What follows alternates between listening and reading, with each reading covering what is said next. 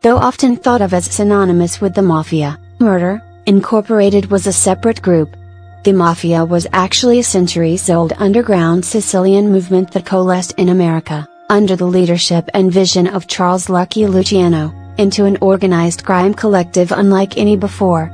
Retaining the ceremonial customs and protocols of the Mafia tradition, the Sicilian and Italian criminal fraternity were organized into hierarchical gangs, or families, reporting to what Luciano called the Commission.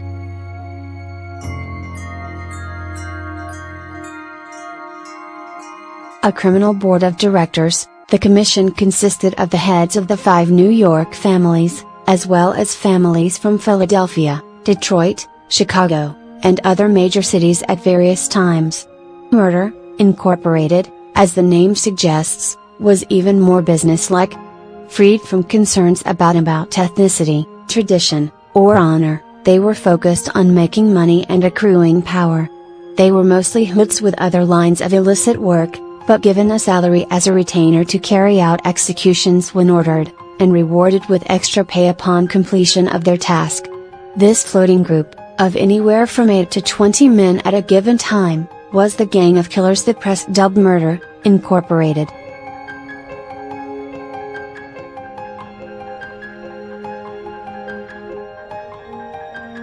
(1) Frank Abbondando.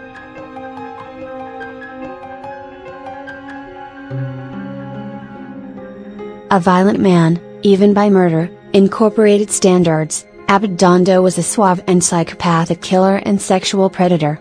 When a prosecuting attorney reminded him he had admitted to at least 1 rape, he replied, "Well, that one doesn't count really, I married the girl later." A teenage twit who specialized in extortion, he was convicted of beating a policeman and sent to reform school in upstate New York. He picked up his nickname there, displaying a skill for baseball with a speed that had made him a legend on the streets of Brooklyn.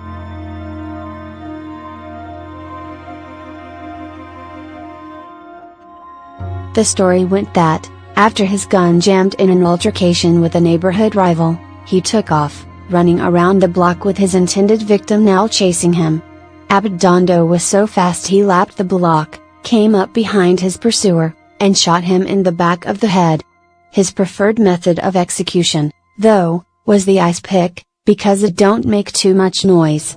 He used it in many of the 30 murders he committed, including the vicious killing of loan shark and suspected informant George Rudnick.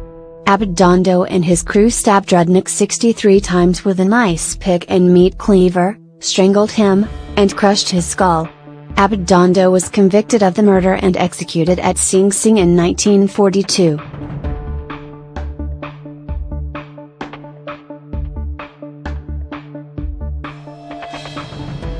(2) Samuel Red Levine.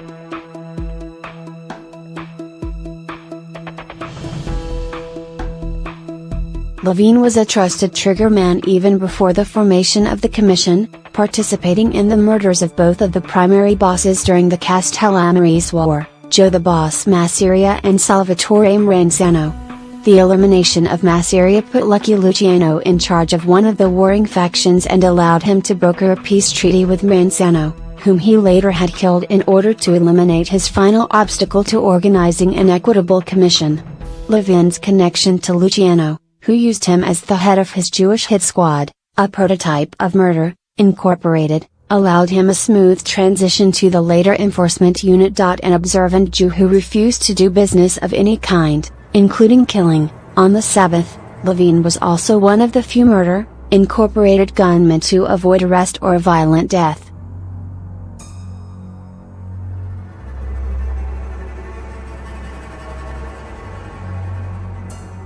By the late 30s, as prosecutions were beginning to spell the end for the group, Levine seemed to drop off the radar. There is evidence that he was active in union work as late as 1970, but officially he lived the tranquil life of a retiree in New York until his death in 1972. 3. Frankie Carbo.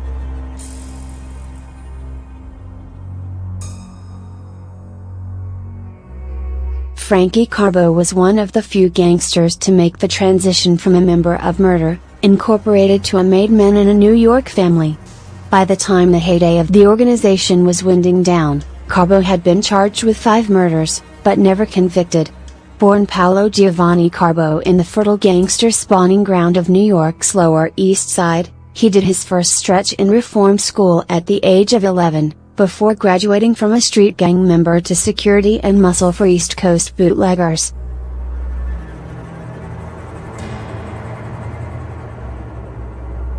He later joined the Lucchese family and went on to become the mob's point man in the boxing world, promoting and fixing fights in New York City, and owning an interest in the career and winnings of heavyweight champion Sonny Liston. He is also long thought to have been instrumental in the 1947 murder of Benjamin Bugsy Siegel, an early organizer of what became M.u.r.d.e.r, Incorporated, and the man credited with turning a seedy desert gambling town called Las Vegas into a glitzy vacation resort. Carbo did a stint in prison for extortion, but was released due to poor health. He died in Miami Beach in 1976.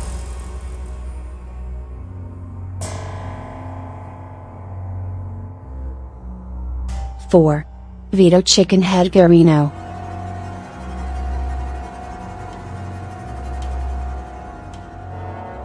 Called Sox or Socko by his friends, Guarino earned his better-known sobriquet from his unorthodox way of perfecting his marksmanship he practiced by blowing the heads off live and running chickens. While many gangsters sought to project an image of sophistication and culture, Guarino had neither the aptitude nor the desire to appear suave racketeer. He was morbidly obese, coarse, and slovenly. And it didn't bother him a bit. What he lacked in finesse, he made up for in enthusiasm for his work. After he, Abbandando, and Harry Happy Maione murdered Cesaro Lataro and Antonio Siciliano, 2 men trying to gain control of the plasterers' union in New York, District Attorney William M.u.r.d.e.r described Guarino and his fellow assassins as men killing for the love of it. Guarino did occasionally use less violent methods. When told to ensure the silence of Joseph Libido, a witness to the George Rudnick murder, Guarino, perhaps overestimating his charm, took Libido to a house on Long Island, and gave him a meal.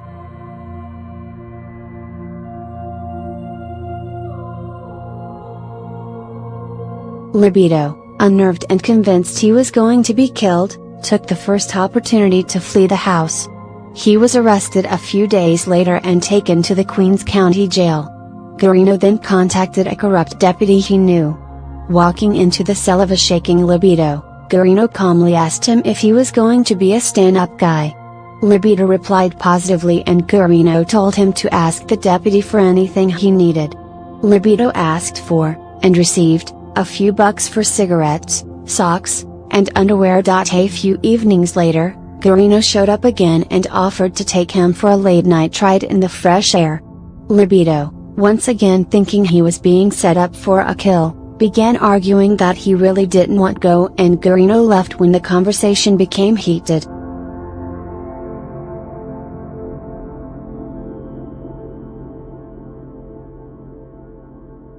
Libido then not only told the deputy that he didn't want Guarino allowed back in, he notified his lawyer, who set an investigation into motion that resulted in the deputy being convicted of obstructing justice. Guarino's attempted diplomacy proved to be his undoing. Already known as a criminal associate and suspected of several gangland murders, he was now implicated in a corruption investigation, and a warrant was issued for his arrest. He was caught several months later, screaming hysterically as he was led from the church where he had been hiding. In exchange for his confession to 3 other murders, Guarino was given a pass on the electric chair and died 17 years later in the M.u.r.d.e.r hospital for the criminally insane.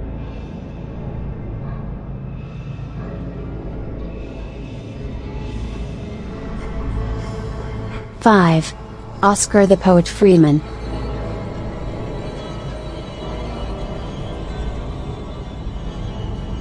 One of the odder characters in the New York underworld, Freedman was a relatively small-time fence of stolen goods.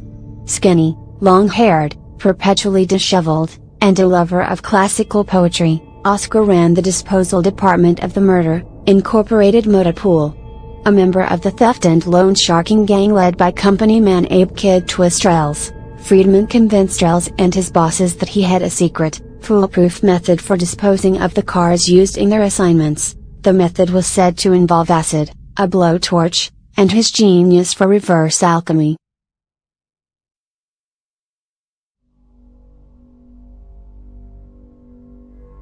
For $50 a vehicle, Oscar would see to it that the evidence was irrevocably destroyed. He soon became a valuable cog in the M.u.r.d.e.r machine. Give It to Oscar became organization's shorthand for mission complete, and many a hitman handed over the keys to their designated vehicle with a mixture of relief and triumph. As it turned out, Oscar had no such disposal method. He simply sold the cars to a junk dealer he knew, who stripped them and sold them for parts. He was later ratted out to the authorities, an informant telling cops that he could be found in the park reading from a worn anthology of poetry he kept with him. Which was exactly where and how he was found.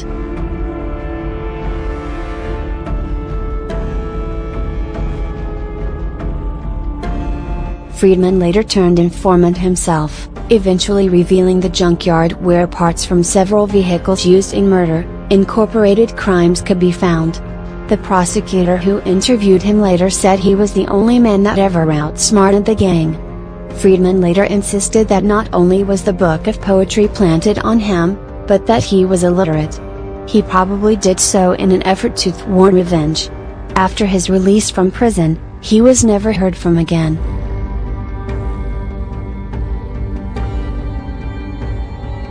#6. Abe "Kid" Twist.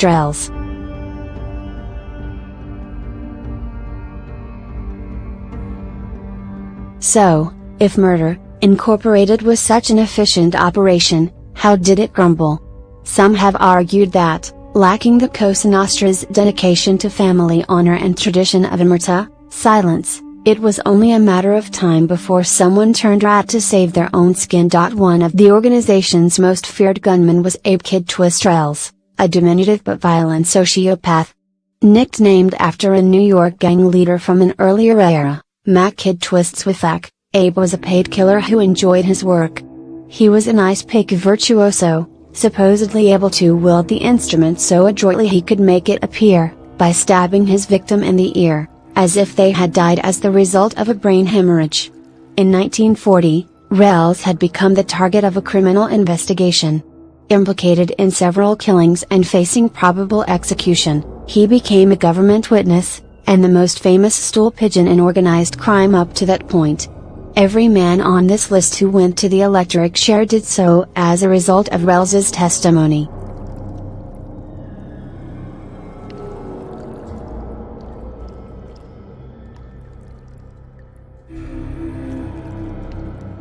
He essentially brought down the whole operation. Rels was prepared to live out his life in cushy government protection. Then he was called on to give testimony against Albert Anastasia, a made man, captain in the Mangano family, and liaison between the Commission and M.u.r.d.e.r. Anastasia had been implicated in the murder of union activist Pete Pando, and the state's case was based almost entirely on Rels, who was being kept under protective custody, guarded by a group of 6 police detectives at the Half Moon Hotel on Coney Island. The trial was to begin on November 12, 1941. In the early hours of that morning, Rels tumbled to his death from the window of his room. A 1951 grand jury concluded that the death was accidental. Many are unconvinced of that conclusion. It did earn Rels another nickname, though. He was known ever after, in underworld lore, as the canary who could sing, but could not fly.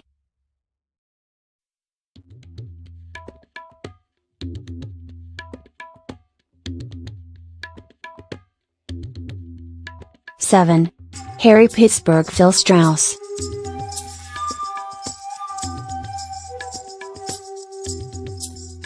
Pittsburgh Phil was the ace of the M.u.r.d.e.r crew. A meticulous planner, he was equally adept with a gun, a rope, and the tool that became an underworld cliché, the ice pick.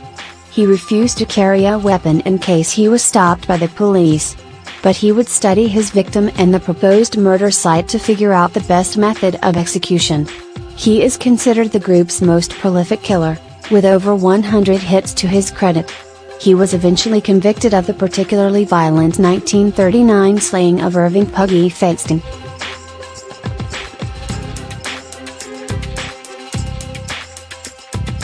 Feinstein, a racketeer attempting to move in on the wrong turf, fought back and bit a few chunks out of Strauss's finger.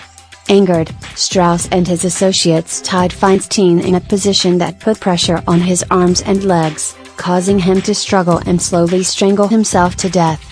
They then took the body to a vacant lot and burned it. Strauss had a more mundane exit, at least by hitman standards, electrocuted at Sing Sing in 1941.